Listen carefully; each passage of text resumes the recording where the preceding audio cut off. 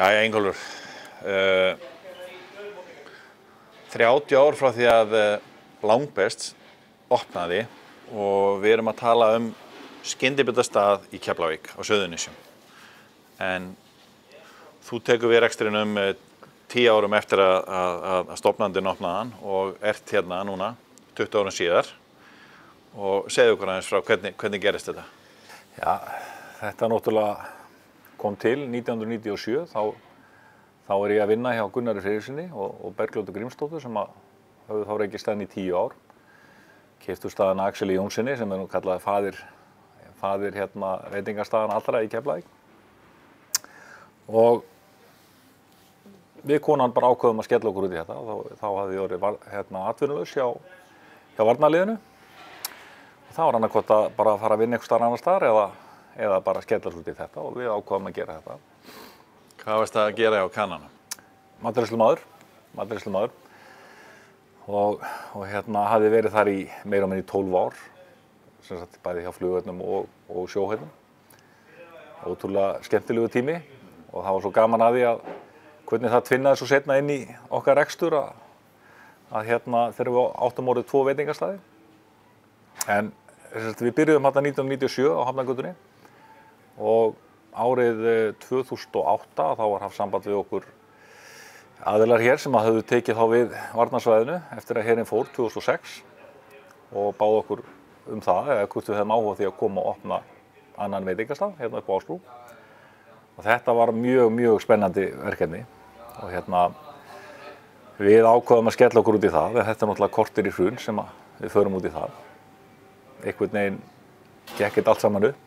Þetta var ekki auðvelt, en gekk allt saman upp og hér sittum við inn í gamla Vendís sem var nú veitingastaðurinn fyrir herinn í gamla daga og erum búin að vera hér síðan 2008 og erum með sæti fyrir 200 manns og hefur sennilega á þessu 20. rekstrar aldrei gengið betur með veitingastaði. En svona aðeins skyndibita menninguna eða matinn sem þú ert að gera hérna. Hvað búin að vera þetta lengi í bransanum, vinnandi fyrst á staðnum og svo sem eigandi? Hefur orðið ykkur þróun í skyndibita menningu? Þetta heitir skyndibitamatur og þetta segðu okkur aðeins svona hvað þér efst í huga með það? Já, sko, það náttúrulega í grunninn hefur matseðillinn á Langbest nánast verið eins frá þeim opnaði 1986, ég held ég færi rétt með það, kannski bara getur Axel leiðrétt okkur með það hérna, hann hlustar á viðtalið nákvæmlega, það á reiki ennþá hvenær þessi staður opnaði, en í grunninn hann eins, þetta hafi verið pítsur sem sagt og svo hefur verið með grill líka, við höfum breytt sára litlu, við komum hér með mjög vinsælan rétt inn fyrir 10 árum síðan sem heitir kjúklingasalat og er mest seldi rétturinn okkar í dag og höfum reynt að keyra svolítið meira inn á heilsurétti, það krafan hjá fólki í dag, yngra fólkinu að vilja fá eitthvað hollara.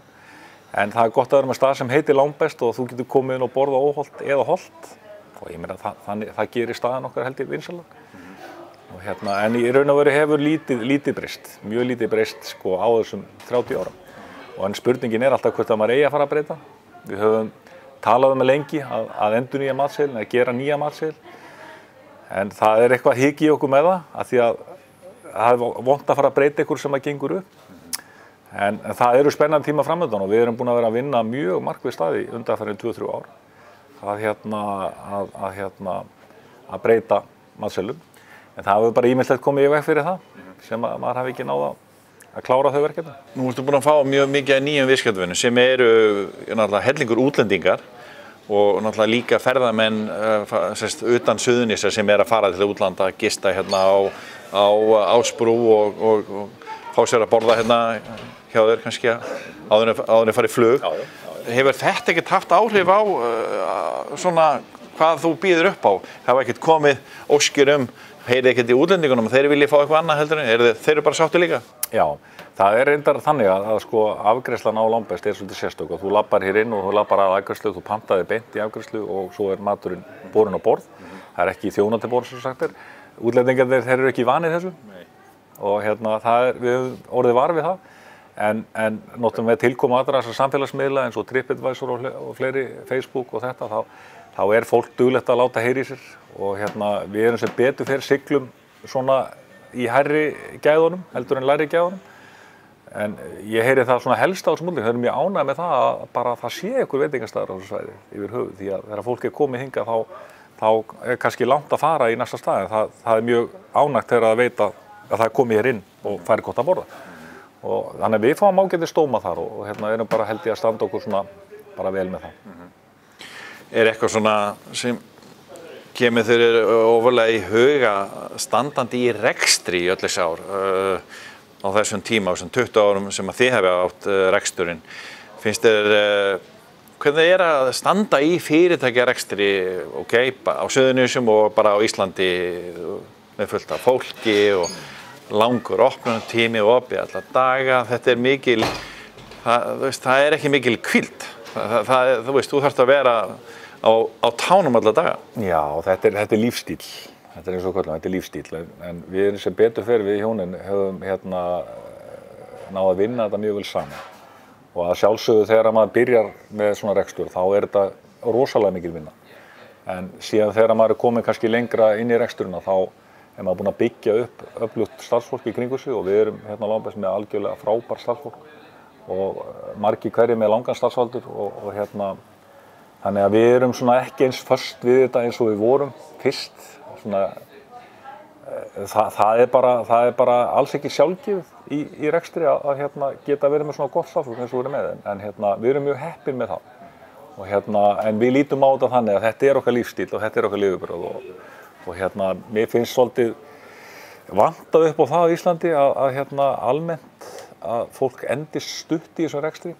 Það kannski einhver gróðasjónarmið sem að það hefur verið leiðarlösi að vera eitthvað stutt í þessu og selja síðan rekstur. Mér finnst vantað að við Íslendingar ættum að vera svolítið kynslóð fram að kynslóð. Þolinmóðir í hans? Já, ég meina eins og við sjáum bara erlendis. Þú veist, ef þú ferð bara til Ítalíu að Spána, það bara 4., 5. kynslóð af fólk að reka sama veitingastaðinn og það þykir bara sjálfsagt. En hér einhvern veginn að vera í þjónustugeirunum kannski, það ekkert allir sem vilja helst verið því. Þetta langur vinnutími. En þó að maður sé kannski ekki að vinna beint ennþá inn á gólfi sem slíkt þá þetta áhyggjurnar að þessu að allt gangi upp og það sé lokað og opnað á hverjum degi. Það svo sem ekkert öðru sem hver annar rekstur held ég sko. En núna svaka þensla á markaðnum. Hvernig gengur þér að fá fólk og halda fólki? Það náttúrulega, já, ef við ekki að segja að það sé gríðarlega. En eins og sagði, við erum mjög heppin en að fá fólk sko bara til vinnu almennt. Að það bara að verða það erfitt út af flugstöðun okkar. Flugstöðun okkar, hún útheimtir svo gríðarlega mikið af fólki. Við köllum alltaf ryksugguna. Hún ryksuga bara upp krakka og fólk hérna í bænum.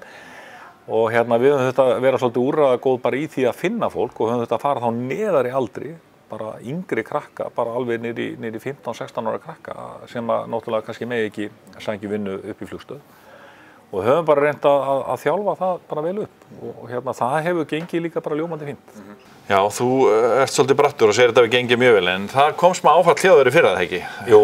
Það var eitthvað heilsu tengt? Já, maður fekk svona skell eins og það kallaði, já, hljóp svolítið á vegg. Ég fekk sem sagt hjartaáfall og ég nú ekki var bara rétt 50 ára gamall og Óvænt öðruvísi afmælisgjöf? Já, svolítið skrítið. En svo maður svo skrítinn sko í þessu, maður heldur alltaf að maður sé tvítugur. Og þetta gangi allt saman bara eins og þegar maður var tvítugur, en auðvitað þarf maður að passa lífstílinn. Og Var þetta ómikið bernisós og ómikið pizza? Nei, ég myndi ekki segja það. Þetta voru fyrst og fremst reykingar. Já. Og ég nú svo ánægður með það. Ég nú að fagna að það akkúrat ár síðan þetta gerist og ég hætti nú bara alveg leið að reykja. Og alveg óbóðslega ánægður og sáttur með það. Það var svona aðalatriði því að hjartalæknirinn sagði mér að kólesteról í gegnum reykingar það versta sko. Það er versta kólesterólið. En svo þetta alltaf í bland, það mataræði og svo þetta náttúrulega líka streita og stress sem held ég bara almennt hjá mikið Íslendingum og maður sá mikið að svona fólki inn á hjartadeild og komst inn í þennan heimsóld, skildi þennan heimsóldi betur. Maður alltaf svona fjarlægur og ekkert lent í neinu. En maður var nú að segja það að þetta kerfi okkar að það svínvirka þegar maður kemst að. Við erum alveg frábært heilbrigðisfólk, starfsfólk. En maður veit ekkert hvað ber í skauti sér og það geta allir lent í þessu. það bara hlutis, en ég var mjög heppinn. Hvernig gerist þetta? Já, ég var nú bara satt við eldhúsborðið heima og fann fyrir einhverju brjóstverk og ég held að þetta væri brjóstsviði fyrst, bara hreinlega, sko. Það er svona svolítið ættgengt í minni ætt að afi á mig brjóstsviði og var alltaf að éta þessa gömlu rennitöflurnar, renni sem svo kallaða. Og þegar hann var búið með gottir í okkur bræðurna, þá gaf hann okkur bara rennistöflu líka, ef ekkert annað var til. En ég er að keyra niður á apótek til sem þetta bara alltaf að kaupa mér brjóstsviðatöflu, sko. En þá fann ég það þegar ég beygði bara inn á apótekið, og þá fann ég svona fyrir svakalegu verki út í vinstri handlegg.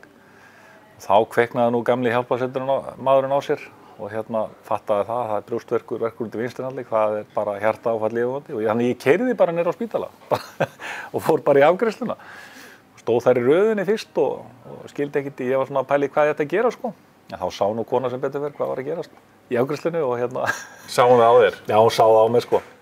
Og þannig ég kom strax undir læknishendur, sem ótrúlega þýddi það að það varð lítil skemmd, sko.